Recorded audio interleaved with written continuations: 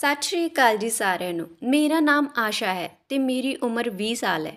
ਮੇਰੀ ਮੰਮੀ ਹਮੇਸ਼ਾ ਮੇਰੀ ਸੱਸ ਨੂੰ ਕੋਸਦੀ ਰਹਿੰਦੀ ਤੇ ਕਹਿੰਦੀ ਰਹਿੰਦੀ ਕਿ ਮੇਰੀ ਫੁੱਲਾਂ ਵਰਗੀ ਧੀ ਦਾ ਕੀ ਹਾਲ ਕਰ ਦਿੱਤਾ ਹੈ।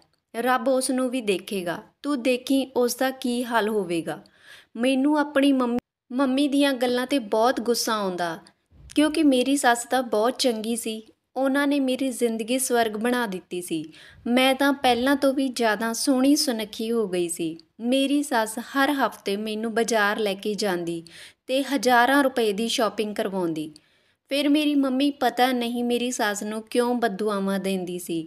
ਇੱਕ ਦਿਨ ਮੈਂ ਆਪਣੀ ਸਹੇਲੀ ਨਾਲ ਬਾਜ਼ਾਰ ਚਲੀ ਗਈ ਤੇ ਉਸੇ ਦੁਕਾਨ 'ਤੇ ਗਈ ਜਿੱਥੇ ਤੋਂ ਮੇਰੀ ਸੱਸ ਨੇ ਮੈਨੂੰ ਸ਼ਾਪਿੰਗ ਕਰਵਾਈ ਸੀ। ਦੁਕਾਨਦਾਰ ਨੇ ਮੈਨੂੰ ਇਕੱਲੀ ਦੇਖ ਕੇ ਰੋਂਦੇ ਹੋਏ ਮੇਰੇ ਪੈਰ ਫੜ ਲਏ ਤੇ ਮੇਰੇ ਤੋਂ ਮਾफ़ੀ ਮੰਗਣ ਲੱਗਿਆ ਤੇ ਕਹਿਣ ਲੱਗਿਆ, ਤੂੰ ਮੇਰੀ ਧੀਆਂ ਵਰਗੀ ਐ। ਮੈਂ ਤੇਰੇ ਨਾਲ ਜੋ ਕੁਝ ਵੀ ਕੀਤਾ ਸੀ ਉਹ ਤੇਰੀ ਸੱਸ ਦੇ ਕਹਿਣ 'ਤੇ ਕੀਤਾ ਸੀ ਕਿਉਂਕਿ ਉਹ ਮੈਨੂੰ ਇਸ ਕੰਮ ਦੇ ਬਹੁਤ ਪੈਸੇ ਦਿੰਦੀ ਸੀ। ਦੁਕਾਨਦਾਰ ਦੇ ਕਹਿਣ 'ਤੇ ਮੈਂ ਕਮੀਜ਼ ਚੁੱਕ ਕੇ ਦੇਖਿਆ ਤਾਂ ਮੇਰੀ ਜਾਨ ਨਿਕਲ ਗਈ। ਮੇਰੀ ਸੱਸ ਨੇ ਤਾਂ ਜਦੋਂ ਮੇਰਾ ਰਿਸ਼ਤਾ ਬਹੁਤ ਅਮੀਰ ਘਰ ਵਿੱਚ ਹੋਇਆ ਤਾਂ ਸਾਰੇ ਖਾਨਦਾਨ ਦੀਆਂ ਕੁੜੀਆਂ ਮੇਰੇ ਤੋਂ ਚਿੜਨ ਲੱਗੀਆਂ ਤੇ ਕਹਿਣ ਲੱਗੀਆਂ, ਇਹ ਸਭ ਬਸ 4 ਦਿਨਾਂ ਦੀ ਚਾਂਦਨੀ ਹੈ ਤੇ ਫਿਰ ਹਨੇਰੀ ਰਾਤ। ਜਦੋਂ ਮੈਂ ਨਹਾ ਧੋ ਕੇ ਨੀਲੇ ਰੰਗ ਦਾ ਜੋੜਾ ਪਾ ਕੇ ਆਪਣੇ ਗੋਰੇ-ਗੋਰੇ ਹੱਥਾਂ ਵਿੱਚ ਚੂੜੀਆਂ ਚੜ੍ਹਾ ਰਹੀ ਸੀ ਤਾਂ ਮੇਰੀ ਭੂਆ ਦੀ ਕੁੜੀ ਸਲਮਾ ਮੇਰੇ ਕੋਲ ਆ ਗਈ ਤੇ ਮੈਨੂੰ ਦੇਖ ਕੇ ਕਹਿਣ ਲੱਗੀ, ਅੱਜ ਫਿਰ ਤੈਨੂੰ ਤੇਰੀ ਸੱਸ ਬਾਜ਼ਾਰ ਲੈ ਕੇ ਜਾ ਰਹੀ ਹੈ। ਮੈਨੂੰ ਉਸ ਦੇ ਬੋਲਣ ਦੇ ਲਹਿਜੇ ਵਿੱਚ ਜਲਨ ਮਹਿਸੂਸ ਹੋ ਰਹੀ ਸੀ। ਮੈਨੂੰ ਹਾਸਾ ਆਉਣ ਲੱਗਿਆ ਤੇ ਮੈਂ ਉਸ ਨੂੰ ਕਿਹਾ, ਮੇਰੀ ਸੱਸ ਮੈਨੂੰ ਬਾਜ਼ਾਰ ਲੈ ਕੇ ਜਾ ਰਹੀ ਹੈ, ਇਸ ਵਿੱਚ ਇੰਨਾ ਜਲਨ ਦੀ ਕੀ ਲੋੜ ਆ। ਮੇਰੀ ਗੱਲ ਸੁਣ ਕੇ ਉਹ ਕਹਿਣ ਲੱਗੀ, ਤੇਰੀ ਸੱਸ ਤੈਨੂੰ ਹਰ ਹਫ਼ਤੇ ਦਿੱਲੀ ਦੇ ਵੱਡੇ ਬਾਜ਼ਾਰਾਂ ਵਿੱਚ ਹੀ ਸ਼ਾਪਿੰਗ ਕਰਵਾਉਣ ਲਈ ਕਿਉਂ ਲੈ ਕੇ ਜਾਂਦੀ ਹੈ। ਸਾਡੇ ਸ਼ਹਿਰਾਂ ਵਿੱਚ ਬਾਜ਼ਾਰਾਂ ਦੀ ਕਮੀ ਹੋ ਗਈ ਹੈ ਜੋ ਤੈਨੂੰ ਸ਼ਾਪਿੰਗ ਕਰਨ ਲਈ ਦਿੱਲੀ ਜਾਣਾ ਪੈਂਦਾ ਹੈ। ਮੈਂ ਸਮਝ ਚੁੱਕੀ ਸੀ ਕਿ ਉਹ ਮੇਰੇ ਤੋਂ ਬਹੁਤ ਜਲ ਰਹੀ ਹੈ, ਇਸ ਲਈ ਮੈਂ ਜ਼ੋਰ ਨਾਲ ਹੱਸਣ ਲੱਗੀ ਤੇ ਕਹਿਣ ਲੱਗੀ ਕਿ ਉਹਨਾਂ ਕੋਲ ਪੈਸਾ ਹੈ, ਉਹਨਾਂ ਦੀ ਮਰਜ਼ੀ ਹੈ, ਉਹ ਮੈਨੂੰ ਜਿੱਥੇ ਚਾਹੇ ਲੈ ਕੇ ਜਾਣ, ਤੈਨੂੰ ਕੀ ਦਿੱਕਤ ਹੈ।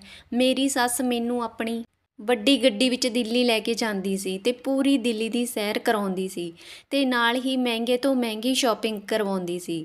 ਉਹ ਮੈਨੂੰ ਉੱਥੇ ਦੇ ਸਭ ਤੋਂ ਮਹਿੰਗੇ ਰੈਸਟੋਰੈਂਟ ਵਿੱਚ ਖਾਣਾ ਵੀ ਖਿਲਾਉਂਦੀ ਸੀ ਤੇ ਮੈਨੂੰ ਭਲਾ ਕੀ ਇਤਰਾਜ਼ ਹੋ ਸਕਦਾ ਸੀ। ਮੈਂ ਤਾਂ ਉਹਨਾਂ ਦਾ ਪਿਆਰ ਦੇਖ ਕੇ ਬਹੁਤ ਖੁਸ਼ ਹੋ ਜਾਂਦੀ ਸੀ ਤੇ ਰੱਬ ਨੂੰ ਅਰਦਾਸ ਕਰਦੀ ਕਿ ਰੱਬ ਮੈਨੂੰ ਦੂਜਿਆਂ ਦੀਆਂ ਨਜ਼ਰਾਂ ਤੋਂ ਬਚਾਵੇ। ਮੈਂ ਆਪਣੇ ਆਪ ਨੂੰ ਫਿਰ ਇੱਕ ਵਾਰ ਸ਼ੀਸ਼ੇ ਵਿੱਚ ਦੇਖਣ ਲੱਗੀ ਤੇ ਇਹ ਸੂਟ ਵੀ ਮੇਰੀ ਸੱਸ ਨੇ ਹੀ ਮੈਨੂੰ ਦਿਵਾਇਆ ਸੀ ਜੋ ਬਹੁਤ ਮਹਿੰਗਾ ਸੀ ਤੇ ਮੇਰੇ ਉੱਪਰ ਬਹੁਤ ਜੱਚ ਰਿਹਾ ਸੀ। ਜਦੋਂ ਮੈਂ ਤਿਆਰ ਹੋ ਕੇ ਕਮਰੇ ਵਿੱਚੋਂ ਨਿਕਲੀ ਤਾਂ ਮੇਰੀ ਸੱਸ ਮੈਨੂੰ ਲੈਣ ਆ ਚੁੱਕੀ ਸੀ। ਮੈਂ ਉਹਨਾਂ ਦੇ ਪੈਰੀਂ ਹੱਥ ਲਗਾਏ ਤਾਂ ਉਹ ਬਹੁਤ ਦੁਆਵਾਂ ਦੇਣ ਲੱਗੀ। ਹਾਲੇ ਤਾਂ ਮੈਂ ਉਹਨਾਂ ਦੇ ਘਰ ਵੀ ਨਹੀਂ ਸੀ ਗਈ ਤੇ ਉਹ ਮੈਨੂੰ ਇੰਨਾ ਪਿਆਰ ਕਰਨ ਲੱਗੀ ਸੀ, ਮੈਂ ਆਪ ਵੀ ਹੈਰਾਨ ਰਹਿ ਜਾਂਦੀ ਸੀ। ਮੇਰੀ ਸੱਸ ਮੈਨੂੰ ਕਹਿਣ ਲੱਗੀ, ਚੱਲ ਡਰਾਈਵਰ ਬਾਹਰ ਇੰਤਜ਼ਾਰ ਕਰ ਰਿਹਾ ਹੈ। ਜਦੋਂ ਮੈਂ ਆਪਣੀ ਮੰਮੀ ਵੱਲ ਦੇਖਿਆ ਤਾਂ ਉਹਨਾਂ ਦੇ ਚਿਹਰਾ ਉਤਰਿਆ ਹੋਇਆ ਸੀ। ਉਹਨਾਂ ਨੇ ਬਹੁਤ ਹੌਲੀ ਆਵਾਜ਼ ਵਿੱਚ ਮੈਨੂੰ ਜਾਣ ਲਈ ਕਿਹਾ ਤੇ ਮੈਂ ਆਪਣੀ ਸੱਸ ਨਾਲ ਬਾਹਰ ਨਿਕਲ ਆਈ। ਕੁਝ ਦੇਰ ਬਾਅਦ ਅਸੀਂ ਦਿੱਲੀ ਦੇ ਬਹੁਤ ਵੱਡੇ ਬਾਜ਼ਾਰ ਵਿੱਚ ਪਹੁੰਚ ਗਏ। ਸ਼ਾਪਿੰਗ ਦੇ ਨਾਮ ਤੋਂ ਲੈ ਕੇ ਮੈਂ ਇੰਨਾ ਖੁਸ਼ ਹੋ ਜਾਂਦੀ ਸੀ ਕਿ ਮੈਨੂੰ ਆਪਣੀ ਮੰਮੀ ਦਾ ਉਤਰਿਆ ਹੋਇਆ ਚਿਹਰਾ ਤੇ ਬਦਲੀ ਹੋਈ ਆਵਾਜ਼ ਵੀ ਨਜ਼ਰ ਨਹੀਂ ਸੀ ਆਉਂਦੀ। ਹਮੇਸ਼ਾ ਦੀ ਤਰ੍ਹਾਂ ਇਸ ਵਾਰ ਵੀ ਮੇਰੀ ਸੱਸ ਨੇ ਮੈਨੂੰ ਬਹੁਤ ਮਹਿੰਗੇ ਕੱਪੜੇ ਗਹਿਣੇ ਦਿਵਾਏ ਤੇ ਜਦੋਂ ਅਸੀਂ ਹੋਟਲ ਵਿੱਚ ਖਾਣਾ ਖਾ ਰਹੇ ਸੀ ਤਾਂ ਮੇਰੀ ਸੱਸ ਮੈਨੂੰ ਕਹਿਣ ਲੱਗੀ, ਜਦੋਂ ਆਪਾਂ ਅਗਲੀ ਵਾਰ ਸ਼ਾਪਿੰਗ ਕਰਨ ਆਵਾਂਗੇ ਤਾਂ ਤੂੰ ਇਹ ਕੱਪੜੇ ਪਾ ਕੇ ਆਈ। ਮੈਂ ਹੈਰਾਨੀ ਨਾਲ ਆਪਣੀ ਸੱਸ ਵੱਲ ਦੇਖਣ ਲੱਗੀ ਤੇ ਸੋਚਣ ਲੱਗੀ, ਇੰਨੇ ਮਹਿੰਗੇ ਕੱਪੜੇ ਪਾ ਕੇ ਸ਼ਾਪਿੰਗ ਕਰਨ ਦੀ ਕੀ ਜ਼ਰੂਰਤ ਹੈ।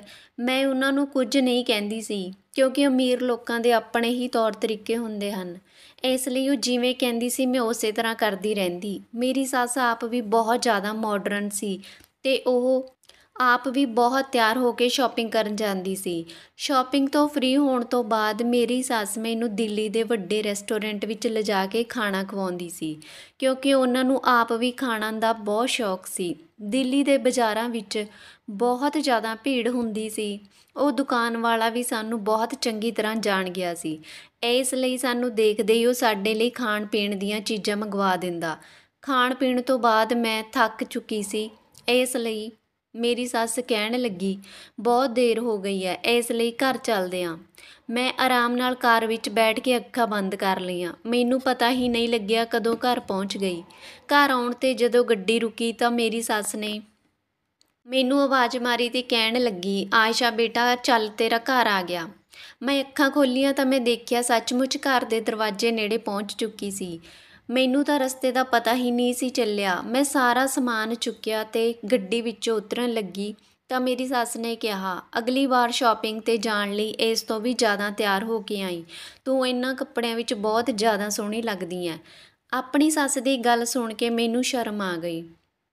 ਉਹ ਮੇਰੀ ਇੰਨੀ ਖੁੱਲ੍ਹ ਕੇ ਤਾਰੀਫ਼ ਕਰਦੀ ਸੀ ਕਿ ਮੈਂ ਸੋਚਦੀ ਕਿ ਕਿੰਨੀ ਕਿਸਮਤ ਵਾਲੀ ਹਾਂ ਜੋ ਮੈਨੂੰ ਇੰਨਾ ਪਿਆਰ ਕਰਨ ਵਾਲੀ ਸੱਸ ਮਿਲੀ ਆ।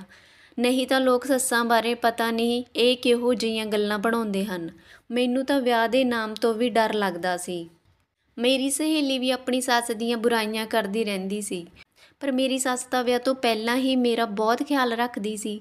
ਮੈਂ ਆਪਣੇ ਹੋਣ ਵਾਲੇ ਪਤੀ ਨੂੰ ਬਸ ਇੱਕ ਵਾਰ ਦੇਖਿਆ ਸੀ ਤੇ ਉਹ ਵੀ ਫੋਟੋ ਵਿੱਚ, ਪਰ ਮੇਰੀ ਸੱਸ ਨਾਲ ਮੇਰੀ ਮੁਲਾਕਾਤ ਹਰ ਹਫ਼ਤੇ ਹੁੰਦੀ ਰਹਿੰਦੀ ਸੀ।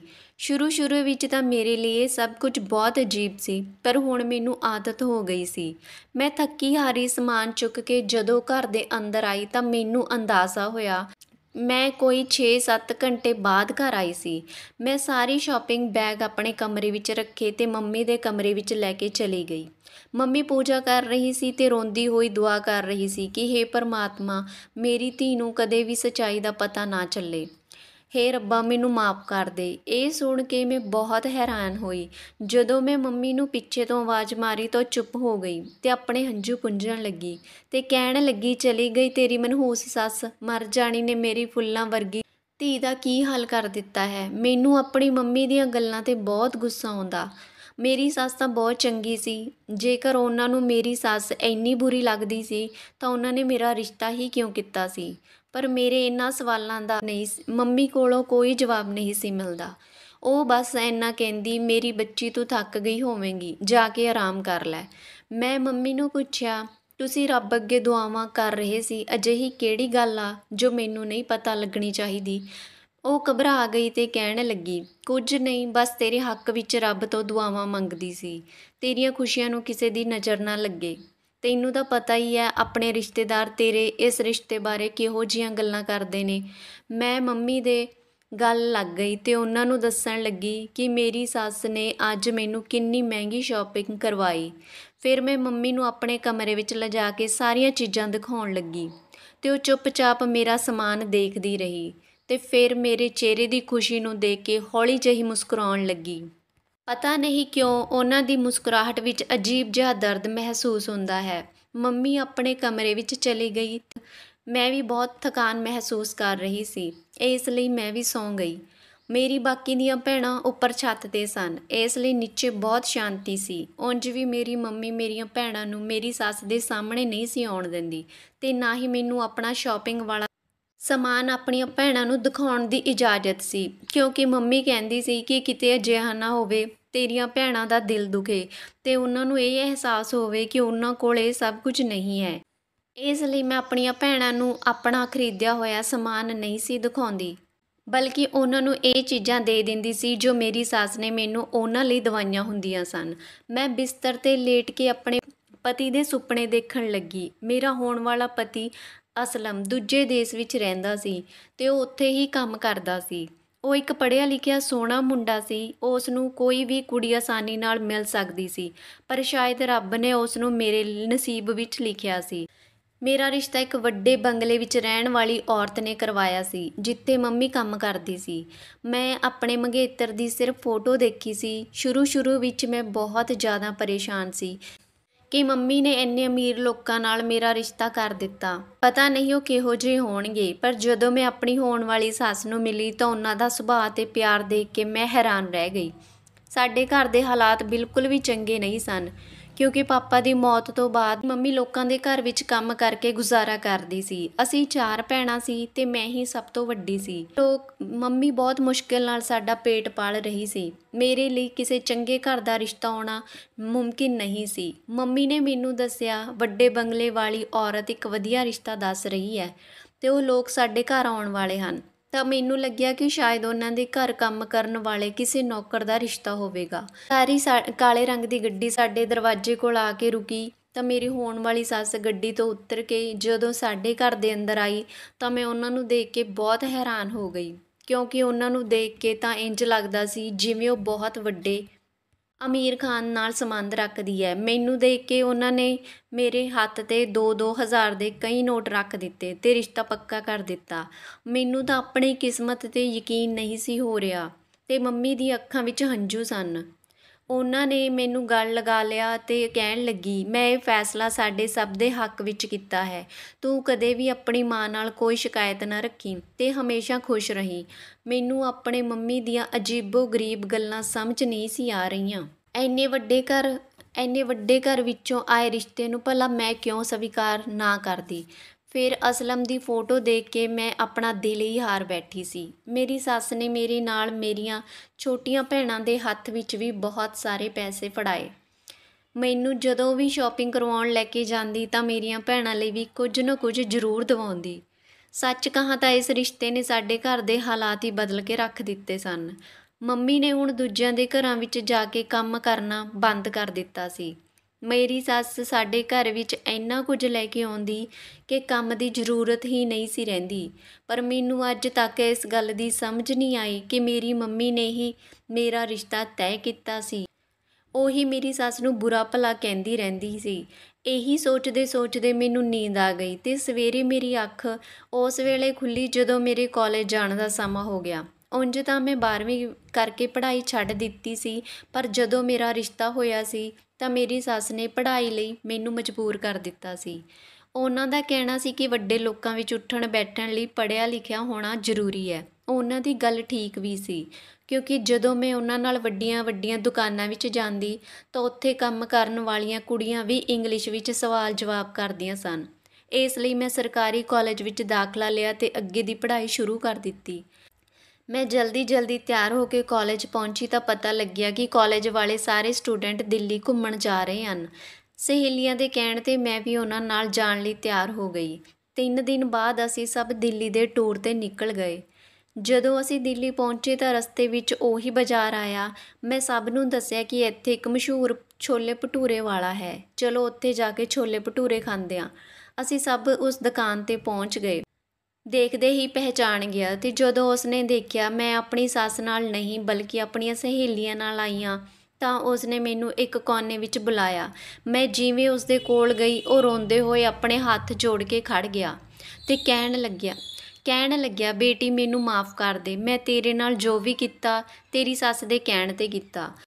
ਮੈਂ ਬਹੁਤ ਮਜਬੂਰ ਸੀ, ਮੈਂ ਬਹੁਤ ਬੁਰਾ ਆਦਮੀ ਹਾਂ, ਪਰ ਮਜਬੂਰੀ ਇਨਸਾਨ ਤੋਂ ਬਹੁਤ ਕੁਝ ਗਲਤ ਕਰਵਾ ਦਿੰਦੀ ਹੈ। ਅਸਲ ਵਿੱਚ ਮੇਰੀ ਬੇਟੀ ਬਿਮਾਰ ਆ, ਉਹ ਕਈ ਮਹੀਨਿਆਂ ਤੋਂ ਹਸਪਤਾਲ ਵਿੱਚ ਭਰਤੀ ਹੈ। ਮੈਨੂੰ ਬਹੁਤ ਪੈਸਿਆਂ ਦੀ ਲੋੜ ਸੀ। ਤੇਰੀ ਸੱਸ ਨੇ ਮੈਨੂੰ ਇਸ ਕੰਮ ਦੇ ਬਹੁਤ ਪੈਸੇ ਦਿੱਤੇ ਸਨ, ਇਸ ਲਈ ਮੈਂ ਇਹ ਘਟੀਆ ਹਰਕਤ ਕੀਤੀ।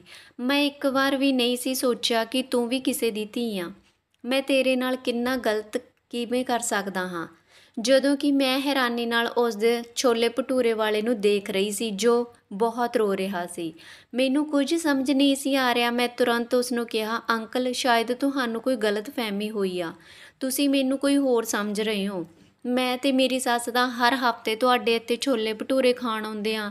ਉਹ ਕਹਿਣ ਲੱਗਿਆ, ਧੀਏ ਤੂੰ ਬਹੁਤ ਮਾਸੂਮ ਆ, ਤੈਨੂੰ ਨਹੀਂ ਪਤਾ ਤੇਰੀ ਸੱਸ ਕਿਹੋ ਜਿਹੀ ਔਰਤ ਆ। ਉਸਨੇ ਮੈਨੂੰ ਬਹੁਤ ਸਾਰੇ ਪੈਸੇ ਦਿੱਤੇ ਤੇ ਕਿਹਾ ਕਿ ਤੈਨੂੰ ਛੋਲੇ ਭਟੂਰਿਆਂ ਵਿੱਚ ਨਸ਼ੇ ਦੀ ਦਵਾਈ ਮਿਲਾ ਦੇਵਾਂ। ਇਸ ਲਈ ਪੈਸਿਆਂ ਦੇ ਲਾਲਚ ਵਿੱਚ ਆ ਕੇ ਮੈਂ ਹਰ ਹਫ਼ਤੇ ਤੈਨੂੰ ਛੋਲੇ ਭਟੂਰਿਆਂ ਵਿੱਚ ਨਸ਼ੇ ਦੀ ਦਵਾਈ ਮਿਲਾ ਕੇ ਖਿਲਾਉਂਦਾ ਰਿਹਾ। ਮੈਂ ਆਪਣੀ ਬੇਟੀ ਦਾ ਇਲਾਜ ਨੂੰ ਲੈ ਕੇ ਖੁਦ ਗਰਜ਼ ਹੋ ਚੁੱਕਿਆ ਸੀ। ਪਰ ਸੱਚ ਤਾਂ ਇਹ ਹੈ ਕਿ ਜਦੋਂ ਤੋਂ ਮੈਂ ਤੇਰੇ ਨਾਲ ਇਹ ਸਭ ਕੁਝ ਕੀਤਾ ਮੇਰੀ ਬੇਟੀ ਦੀ ਤਬੀਅਤ ਹੋਰ ਖਰਾਬ ਹੋ ਗਈ। ਫਿਰ ਹੌਲੀ ਮੈਨੂੰ ਅਹਿਸਾਸ ਹੋਇਆ ਕਿ ਮੈਂ ਪਾਪ ਦੇ ਪੈਸਿਆਂ ਦੇ ਨਾਲ ਆਪਣੀ ਬੇਟੀ ਦਾ ਇਲਾਜ ਨਹੀਂ ਕਰਵਾ ਸਕਦਾ। ਮੈਂ ਇਹ ਗੱਲ ਤੈਨੂੰ ਦੱਸਣਾ ਚਾਹੁੰਦਾ ਸੀ, ਪਰ ਤੇਰੇ ਨਾਲ ਬਹੁਤ ਚਲਾਕ ਔਰਤ ਹੁੰਦੀ ਹੈ ਤੇ ਉਹ ਮੈਨੂੰ ਕਦੇ ਵੀ ਤੇਰੇ ਨਾਲ ਗੱਲ ਕਰਨ ਨਹੀਂ ਸੀ ਦਿੰਦੀ। ਛੋਲੇ ਭਟੂਰੇ ਵਾਲੇ ਦੀ ਗੱਲ ਸੁਣ ਕੇ ਮੇਰੀ ਤਾਂ ਜਾਨ ਹੀ ਨਿਕਲ ਗਈ ਸੀ। ਮੈਂ ਕਿਹਾ, ਅੰਕਲ ਮੇਰੀ ਸੱਸ ਨੂੰ ਇਹ ਸਭ ਕੁਝ ਕਰਨ ਦੀ ਕੀ ਜ਼ਰੂਰਤ ਹੈ, ਲੱਗਦਾ ਹੈ ਤੁਹਾਡਾ ਦਿਮਾਗ ਖਰਾਬ ਹੋ ਗਿਆ। ਉਹ ਰੋਂਦਾ ਹੋਇਆ ਕਹਿਣ ਲੱਗਿਆ, ਬੇਟੀ ਮੈਂ ਤਾਂ ਆਪਣੇ ਪਾਪਾਂ ਦੀ ਮਾਫ਼ੀ ਮੰਗ ਰਿਹਾ ਹਾਂ। ਮੈਨੂੰ ਪਤਾ ਹੈ ਮੈਂ ਜੋ ਕੁਝ ਵੀ ਕੀਤਾ ਉਹ ਬਹੁਤ ਗਲਤ ਆ। ਇਸ ਲਈ ਮੇਰੀ ਆਤਮਾ ਨੂੰ ਆਰਾਮ ਨਹੀਂ ਮਿਲਦਾ। ਤੇਰੀ ਸੱਸ ਨੇ ਪੈਸਿਆਂ ਦਾ ਲਾਲਚ ਦੇ ਕੇ ਮੇਰੇ ਤੋਂ ਉਹ ਕੰਮ ਕਰਵਾਇਆ ਜੋ ਸ਼ਾਇਦ ਮੈਂ ਸੁਪਨੇ ਵਿੱਚ ਵੀ ਨਹੀਂ ਸੋਚ ਸਕਦਾ। ਇਸ ਤੋਂ ਪਹਿਲਾਂ ਕਿ ਮੈਂ ਕੁਝ ਹੋਰ ਪੁੱਛਦੀ, ਮੇਰੀਆਂ ਸਹੇਲੀਆਂ ਤੇ ਟੀਚਰ ਉੱਥੇ ਪਹੁੰਚ ਗਏ ਤੇ ਕਹਿਣ ਲੱਗੇ ਕੀ ਗੱਲ ਹੈ। ਤਾਂ ਮੈਂ ਉਹਨਾਂ ਨੂੰ ਸਾਰੀ ਗੱਲ ਦੱਸ ਦਿੱਤੀ ਕਿ ਇਹ ਛੋਲੇ ਭਟੂਰੇ ਵਾਲਾ ਮੇਰੀ ਸੱਸ 'ਤੇ ਇਲਜ਼ਾਮ ਲਗਾ ਰਿਹਾ ਹੈ। ਭਲਾ ਮੇਰੀ ਸੱਸ ਮੈਨੂੰ ਨਸ਼ੇ ਦੀ ਦਵਾਈ ਦੇਣਾ ਕਿਉਂ ਚਾਹੇਗੀ? ਉਹ ਤਾਂ ਮੈਨੂੰ ਬਹੁਤ ਪਿਆਰ ਕਰਦੀ ਹੈ। ਤਾਂ ਮੇਰੀ ਟੀਚਰ ਕਹਿਣ ਲੱਗੀ, ਤੇਰੀ ਸੱਸ ਕਿਹੋ ਜਿਹੀ ਔਰਤ ਹੈ ਇਹ ਤਾਂ ਤੈਨੂੰ ਹੀ ਪਤਾ ਹੋਵੇਗਾ, ਪਰ ਮੈਂ ਇੰਨਾ ਜ਼ਰੂਰ ਕਹਿ ਸਕਦੀ ਹਾਂ ਕਿ ਗਰੀਬ ਆਦਮੀ ਝੂਠ ਨਹੀਂ ਕਹਿ ਰਿਹਾ। ਜ਼ਰੂਰ ਕੋਈ ਨਾ ਕੋਈ ਅਜਿਹੀ ਗੱਲ ਹੈ ਜੋ ਤੈਨੂੰ ਨਹੀਂ ਪਤਾ। ਆਪਣੀ ਟੀਚਰ ਦੀ ਗੱਲ ਸੁਣ ਮੇਰੀ ਤਾਂ ਜਾਨ ਹੀ ਨਿਕਲ ਗਈ। ਮੈਂ ਵਾਪਸ ਘਰ ਆ ਗਈ ਤੇ ਮੇਰੀ ਮੰਮੀ ਰੱਬ ਅੱਗੇ ਖੜੀ ਹੰਝੂ ਵਹਾ ਰਹੀ ਸੀ ਤੇ ਮਾਫ਼ੀ ਮੰਗ ਰਹੀ ਸੀ। ਉਹ ਅੱਜ ਵੀ ਮੇਰੀ ਸੱਸ ਨੂੰ ਬੁਰਾ ਭਲਾ ਕਹਿ ਰਹੀ ਸੀ। ਮੈਂ ਤੁਰੰਤ ਮੰਮੀ ਕੋਲ ਬੈਠ ਗਈ ਤੇ ਕਹਿਣ ਲੱਗੀ, ਮੰਮੀ ਅੱਜ ਮੈਨੂੰ ਸਾਰਾ ਸੱਚ ਦੱਸੋ। ਆਖਰ ਤੁਸੀਂ ਇਹ ਕਿਸ ਤਰ੍ਹਾਂ ਦੀਆਂ ਦੁਆਵਾਂ ਕਰਦੇ ਰਹਿੰਦੇ ਹੋ? ਜੇ ਤੁਸੀਂ ਮੈਨੂੰ ਸੱਚ ਨਾ ਦੱਸਿਆ ਤਾਂ ਮੈਂ ਆਪਣੀ ਜਾਨ ਦੇ ਦੇਵਾਂਗੀ। ਮੇਰੀ ਗੱਲ ਸੁਣ ਕੇ ਮੇਰੀ ਮੰਮੀ ਦੇ ਹੋਸ਼ ਉੱਡ ਗਏ ਤੇ ਉਹ ਕਹਿਣ ਲੱਗੀ, ਧੀਏ ਇਹੋ ਜਿਹੀਆਂ ਗੱਲਾਂ ਕਰ ਰਹੀ ਐ। ਮੈਂ ਰੋਂਦੇ ਹੋਏ ਮੰਮੀ ਨੂੰ ਸਾਰੀ ਗੱਲ ਦੱਸੀ ਤਾਂ ਮੰਮੀ ਕਹਿਣ ਲੱਗੀ, ਮੈਂ ਸਾਰੀ ਜ਼ਿੰਦਗੀ ਤੈਨੂੰ ਤੇ ਤੇਰੀਆਂ ਭੈਣਾਂ ਨੂੰ ਮਿਹਨਤ ਨਾਲ ਕਮਾ ਕੇ ਖਿਲਾਇਆ ਹੈ ਤੇ ਵੱਡਾ ਕੀਤਾ ਹੈ, ਪਰ ਵੱਧਦੀ ਉਮਰ ਦੇ ਨਾਲ ਮੇਰੇ ਵਿੱਚ ਕੰਮ ਕਰਨ ਦੀ ਤਾਕਤ ਨਹੀਂ ਰਹੀ। ਤਾਂ ਮੇਰੀ ਮਾਲਕਣ ਨੇ ਕਿਹਾ ਕਿ ਮੈਂ ਹਫ਼ਤੇ ਵਿੱਚ 1 ਦਿਨ ਲਈ ਤੈਨੂੰ ਦਿੱਲੀ ਭੇਜਿਆ ਕਰਾਂ, ਤਾਂ ਬਦਲੇ ਵਿੱਚ ਮੈਨੂੰ ਬਹੁਤ ਸਾਰੇ ਪੈਸੇ ਮਿਲਣਗੇ, ਇੰਨੇ ਕਿ ਮੇਰੇ ਘਰ ਦਾ ਸਾਰਾ ਖਰਚ ਚੱਲ ਜਾਵੇਗਾ। ਮਾਲਕਣ ਦੀ ਗੱਲ ਸੁਣ ਕੇ ਮੈਂ ਵੀ ਲਾਲਚ ਵਿੱਚ ਆ ਗਈ, ਪਰ ਮੈਨੂੰ ਨਹੀਂ ਸੀ ਪਤਾ ਕਿ ਤੈਨੂੰ ਦਿੱਲੀ ਭੇਜਣ ਲਈ ਤੇਰੇ ਰਿਸ਼ਤੇ ਦਾ ਡਰਾਮਾ ਕਰਨਾ ਪਵੇਗਾ। ਤੇਰਾ ਕਿਸੇ ਅਸਲਮ ਨਾਲ ਕੋਈ ਰਿਸ਼ਤਾ ਨਹੀਂ ਹੋਇਆ, ਬਲਕਿ ਜੋ ਫੋਟੋ ਤੈਨੂੰ ਦਿਖਾਈ ਗਈ ਸੀ ਉਹ ਪਤਾ ਨਹੀਂ ਕਿਸ ਦੀ ਹੈ। ਤੇਰਾ ਤੇਰੀ ਸੱਸ ਨਾਲ ਕੋਈ ਰਿਸ਼ਤਾ ਨਹੀਂ ਹੈ। ਅਸਲ ਵਿੱਚ ਤੇਰੀ ਸੱਸ ਖੂਬਸੂਰਤ ਜਵਾਨ ਕੁੜੀਆਂ ਤੋਂ ਗਲਤ ਕੰਮ ਕਰਵਾਉਂਦੀ ਹੈ।